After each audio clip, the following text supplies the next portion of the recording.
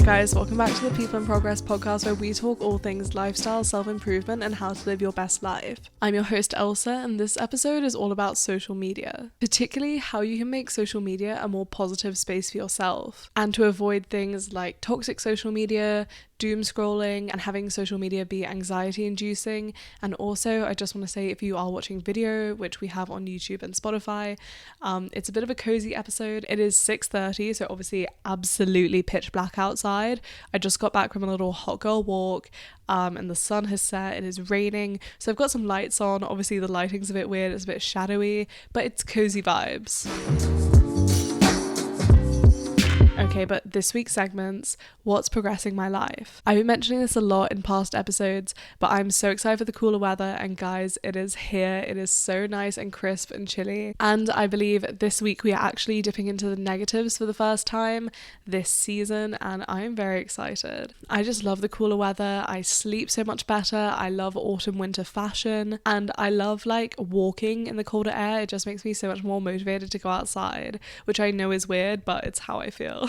But what is holding me back, I think it has to be letting things stay on my to-do list too long. I think often if I don't get something done, I let it roll over, and sometimes I look at my to-do list, I'm like, wow, that has been on there for far too long, so I need to get on top of that. And as for my life update, it was my birthday the other weekend. I went to Vermont, which I know I spoke about.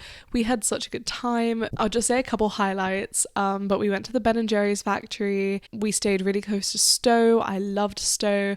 Burlington was also great, and we went to Target and Trader Joe's.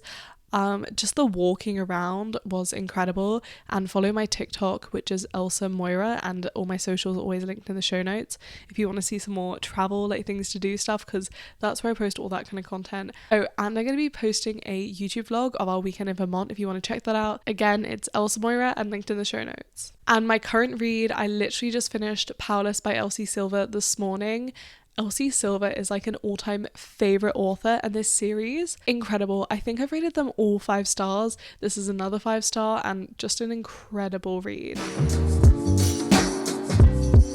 I tried to keep that intro pretty short because I'm worried this is going to be a long episode, but let's get into social media and how to make it a nice, healthy space for you. Because we hear a lot about the negative impacts of social media, and don't get me wrong, there are some, and don't get me wrong, there are quite a lot, like increased anxiety, lowering self-esteem, increasing comparison to other people, and exposure to misinformation, which is a really big one. But in reality, we can't really avoid social media. I love social media, so many people do. It is very, very commonplace. On average, globally, I was doing some research and people use social media for, like I said, on average about 2.5 hours a day. And so what I'm saying is it can't be avoided. So how do we make social media not toxic? How do we make it positive for ourselves? How do we make it good for you, and how can you use it positively? That's what we're going to get into.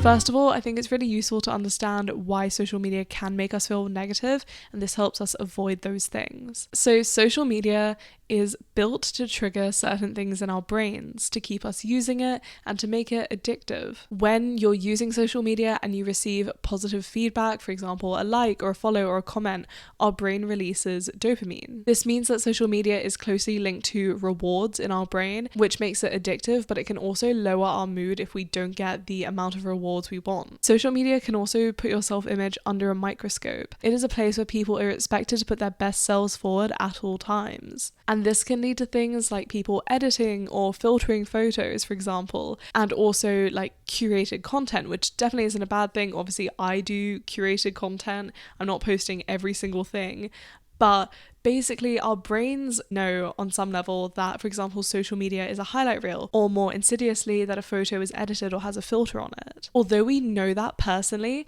our brains respond really well to visual stimulants, and so although we know this and although we know it doesn't make us feel good all of the time, we struggle to get off social media. So here are some tips you can use to move away from toxic social media use, to make your feeds better, and just to make scrolling a little bit more enjoyable, because we're all at the end of the day probably going to use social media.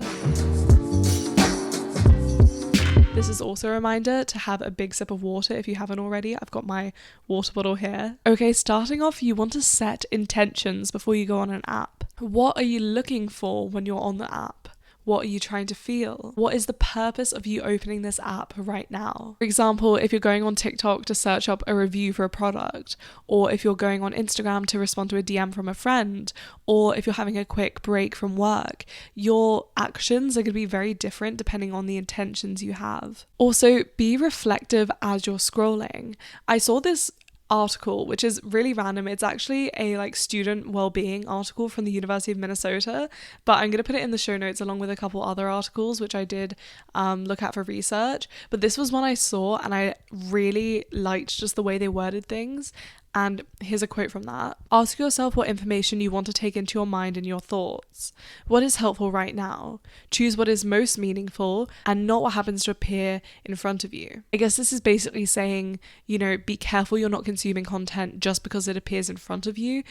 Be mindful and conscious about the content you are consuming, and you can do this by being reflective, seeing what times, seeing when you should hop off, seeing when you should stop going down that rabbit hole. I'll speak a bit more on this. So ask yourself questions as you're scrolling, as you're using social media. So how does the social media platform you're using make you feel? Because I know personally, and I'm going to talk about this later, different social media platforms make me feel different ways. And then when you see content, ask yourself, how does this content make you feel? Try recognize how each piece of content makes you feel. If it's bad and negative, try recognize that it makes you feel that way and step away from it. I'm going to talk about that massively in a second. But yeah, just be in touch with yourself and don't let yourself just be a passive consumer. The next thing is to avoid doom scrolling. But what is doom scrolling? I have a quote here, so I'm just reading off my screen. It is an act of spending an excessive amount of time looking at negative information online. And then also personally, I added to that definition that I think it's when you're scrolling on social media and you can tell it's not making you feel good, but you're still continuing to scroll and ignore other things even though you consciously know you're not enjoying it. So first of all, you want to be aware of your doom scrolling habits. Is it at a certain time of day or a certain app? So for example, with me particularly, I feel like when I was younger, and particularly in university, it was before bed, but now I feel like it's in the morning when I wake up, and particularly it is TikTok. So you can avoid doom scrolling by setting timers when you're opening an app, or setting time limits and restrictions on your phone. And also, I think the number one tip is to, like I said, be conscious, be reflective as you're using social media, and if you notice it, break the cycle. I literally sometimes just throw my phone down. I'm like, chuck that away from me, put it in a different room, or I hand it to my boyfriend. I'm like, don't give this to me. And I just do a different task, because as soon as I realize I'm doing it, I really try break the cycle and just nip it in the bud, I guess. You also want to set boundaries with your social media use. So if logging into your social media feels more like a habit than a conscious choice, that is when you need to be really aware of maybe setting some new boundaries. Try removing the temptation of the app or social media in general. So whether that's moving it off your home screen, deleting the app, or blocking a website. And apps like Forest are really good for this. That's like an app where I haven't used it in a long time. I used to use it when I was doing high school.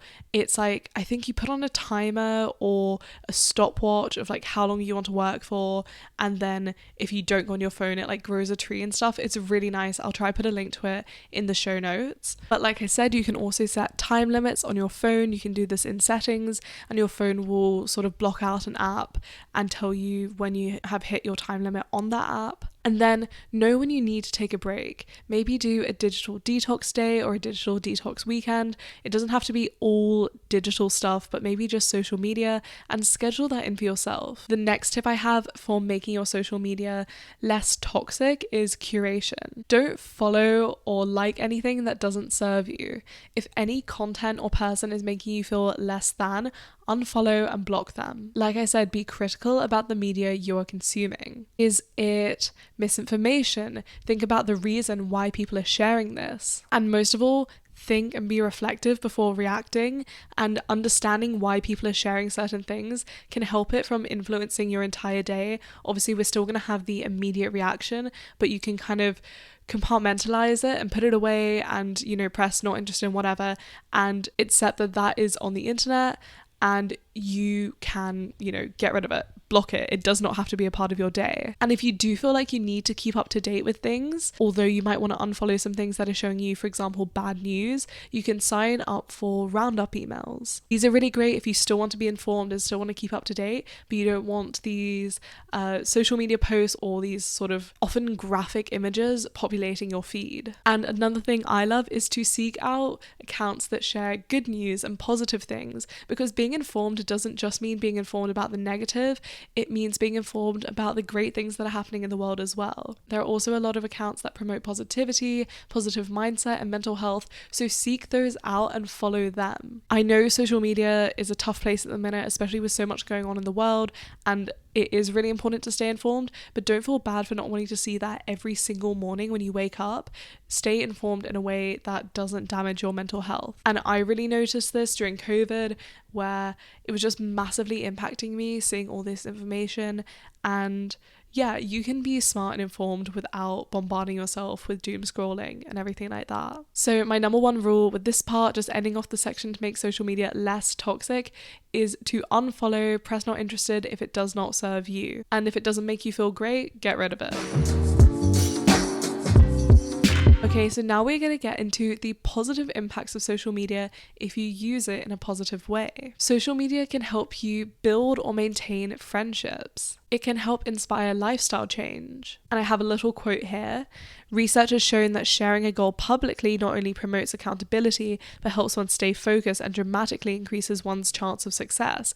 So it might only not inspire change, but help you achieve your goals. It can inspire creativity and encourage you to try new things. It can help you connect with people who have similar interests. It can widen your worldview and help you introduce new ways of thinking. Okay, we've got into how to make social media less toxic, how to avoid the toxicity and the negative parts of it, but let's get into quickly, I have a couple tips to end off this episode, how to make it positive and how to use social media in a really positive way.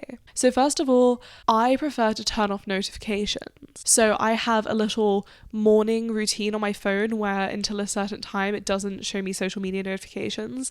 I'm still playing with it and getting it perfect, but I'll probably share it on a vlog once I get it sorted.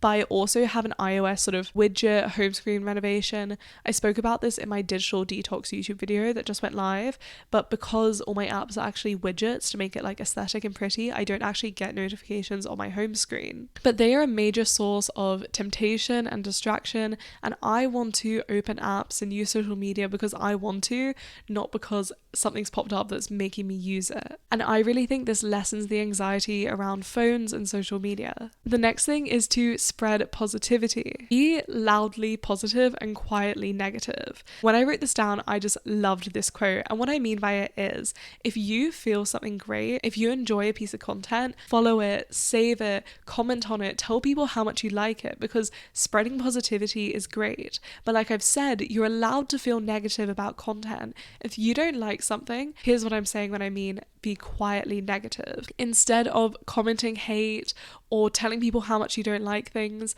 I personally recommend, to protect your peace, to just unfollow, block, mute, press not interested, because you don't need to waste your energy on telling that person. Like I said, spend your energy on being positive, sharing the love with people who are posting things you love, and post things you love and talk about things you love yourself. And my last tip for this episode is to follow things you love and fill your social media with things you enjoy. I kind of mentioned this when I was talking about curation, but that was more in terms of curating the negative out of your feed, but this is the same tip, just in a more positive way.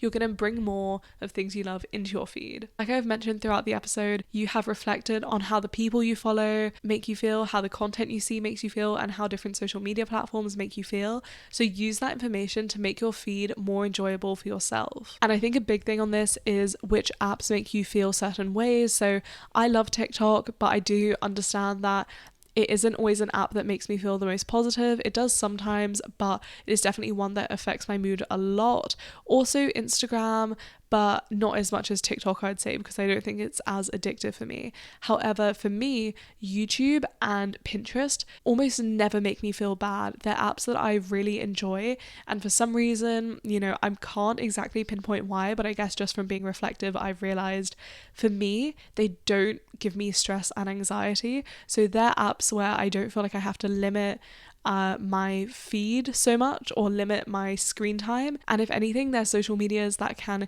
inspire me and make me feel really good. So I'll use more of them because they're a great tool in my life and they aid my mental health. Okay, I was worried this episode was going to be really long, but it's actually been really short and succinct, and I love that because there's a lot of information, and I really hope this has been a very educational and useful episode for you guys. It's just been really chill and casual for me, but like I said, I read a bunch of really, really interesting articles about this while I was doing research. I hope you know that all of my educational content, and especially these podcasts, I do try research and make sure they're really well informed, and I have left some resources in the show notes if you want to read more about it and check more out. And if I've mentioned any videos of mine or anything, they'll be in the show notes as well as my social media. But if you're going to do one thing today, it helps me out so much if you guys would follow the podcast.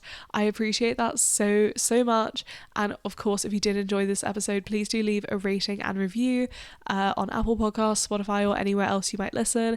And yeah, thank you again so much for listening. I hope you're enjoying making social media a happy, positive place. I hope this episode has made your feed, your day a little bit more enjoyable. And yeah, I'll see you guys next week.